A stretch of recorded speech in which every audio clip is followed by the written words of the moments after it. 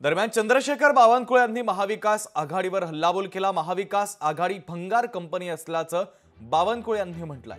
राज्यात महाविकास आघाडीचं सरकार येणार नाही असं बावनकुळे म्हणतात। उद्धव ठाकरे यांना विकासाच्या मुद्द्यावर बोलता येत नाही असंही बावनकुळे यांनी म्हटलंय।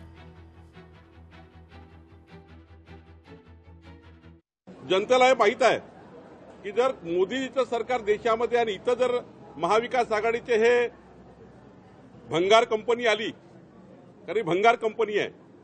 या भंगार कंपनीने महाविकास आघाडीने मोदी सरकारच्या 15 योजना थांबवल्या होत्या उद्धव ठाकरे मुख्यमंत्री असताना। आता जनतेला माहित आहे हे भंगार आले तर मोदीचं सरकारच्या योजना थांबवतील। मोदींची अन्न सुरक्षा अभियान थांबवेल, पीक विमा योजना थांबवेल, मुख्यमंत्री माझी लाडकी बहिणा योजना थांबवेल, शेतकऱ्याला मोफत वीज दिली आमच्या सरकारने ते हे लोक थांबवतील।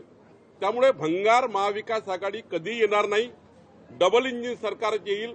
आणि जनतेला हे माहिती आहे लोकसभेमध्ये जे काही झालं ते जनतेला कन्फ्यूज केल्यामुळे झालं। आता जनता पुन्हा एकदा मोदीजी आणि महाराष्ट्रातल्या महायुतीच्या आमच्या नेतृत्वाच्या मागे उभी आहे।